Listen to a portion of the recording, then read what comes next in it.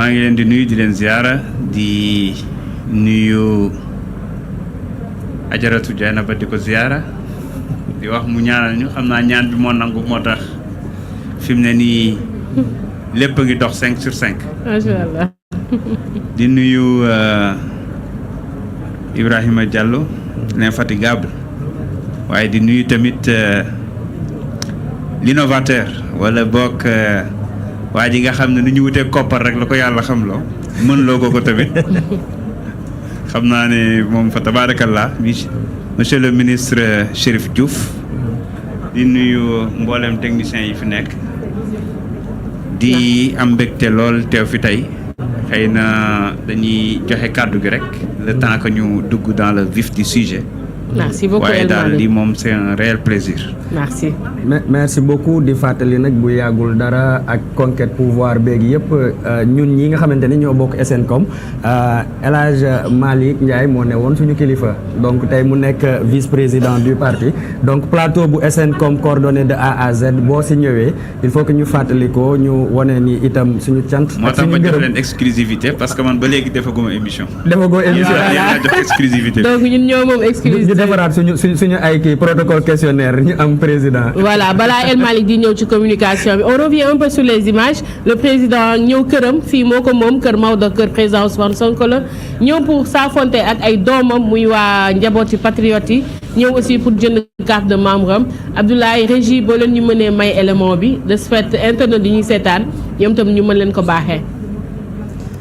Abdoulaye la régie, si on peut avoir l'enrôlement du président de PASTEF les Patriotes, le président Ousmane Sonko, président de l'Assemblée nationale, si on peut l'avoir mi ngi fii jamono yi nii ñu nekk en direct moom mi ngi ci suuf di def son enrôlement jënd carte de membre am ñu activer ko comme je disais tout à l'heure comme militant yu nekk ci Sénégal gi yëpp bu ko defee moom itam mu nekk officiellement wala mu nekkaat officiellement le premier des militants du parti PASTEF les Patriotes, mais vu que ça tarde mën nañ dem ci ki nga xamante ni moo di Chérif sànq indi nga ay chiffres on avait en quelques heures à peine 4 heures plus de 60 000 adhésions activées ci fi nga xamante ni moo di plateforme bi dafa mel ni am na évolution. effectivement am na évolution bu am solo moo tax maa ngi naan balaa la fin de la journée the sky is the limit comme on dit. Tout à l'heure ñëw naa fii on était vers 60 000 64 000. En moins de 30 minutes, nous sommes actuellement à 70 685. Machallah. Donc chaque minute, c'est des milliers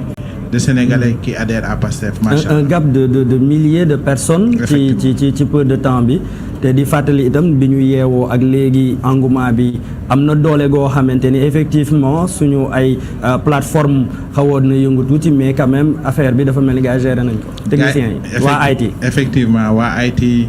Gérer nañ problème bi comme tout à l'heure il y avait beaucoup de gens qui étaient dans des difficultés mais il faut que nit ñi di xaar difficulté bi du mën a ñàkk parce que achalandage bi moo tax parce que partout nit ñi lii rek lañ doon xaar donc loolu du ci mën a ñàkk di wax nit ñi nañu teylu rek tuuti parce que nos équipes sont compétents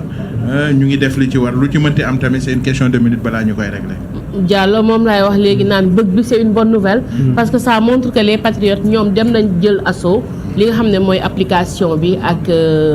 plateforme en ligne yi donc Diallo ma bàyyi la nga dem ak le président El Malick Ndiaye. oui président El Malick ku ko xam-xam ni nitu terrain la et puis loolu depuis des années ñi ngi koy constaté tey président technologie bi nga xamante ni utiliser nañ ko pour suñu carte bi à rappeler que ni c'est une carte unique au Sénégal c'est une carte en termes de technologie et d'avancée yoo xamante ni parti politique mën identité comme gars yi nee na ñooy parti digital bi ak parti réseaux sociaux yi.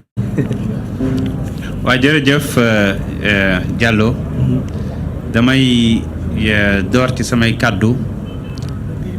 jaajëfal leen jaajëfal particulièrement SNCOM nag dama leen di beral loxo quoi parce que ñëpp nag liggéey nañ ndax le vice-président Birame Souleye bi nga xam ne moom la ñu dénkoon lépp lu jëm ci wàllum lancement bi ak placement carte yi def na ci liggéey bu mucc ayib ak comité bi ak ñi ci nekkoon ñëpp SNIT comme d'habitude la même chose mais comme li may faral di wax rek loolu yëpp ce sont des produits produit yi nag pour mu am njariñ faaw ñu mën ko yóbbu ci cible bi mais yóbbu ci cible rek loolu ñëpp mën nañ ko comment c'est le comment qui fait la différence cette touche spéciale là c'est ça qui a toujours été la marque déposée de Pastef mooy l'innovation tout le reste sont des suiveurs damay faral di wax ne Pastef xam nga Steve Jobs moo ko doon wax maa ngi koy bind sànq mu ne innovation distinguish between a leader and a follower et Pastef définitivement mooy leader bi kon leaderu Pastef mooy kan Ousmane Sonko. Ousmane Sonko. booy jàng sax ci management dañ lay jàngal leaders y a les leaders qui lead mais y en a qui lead les leaders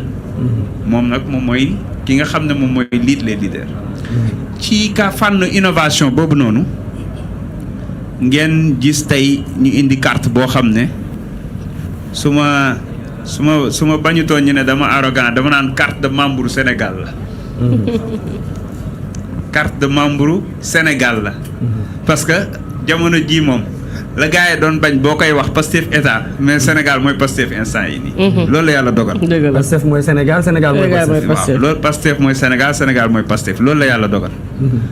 ndax ku gis engouement bi am nii ci vente de carte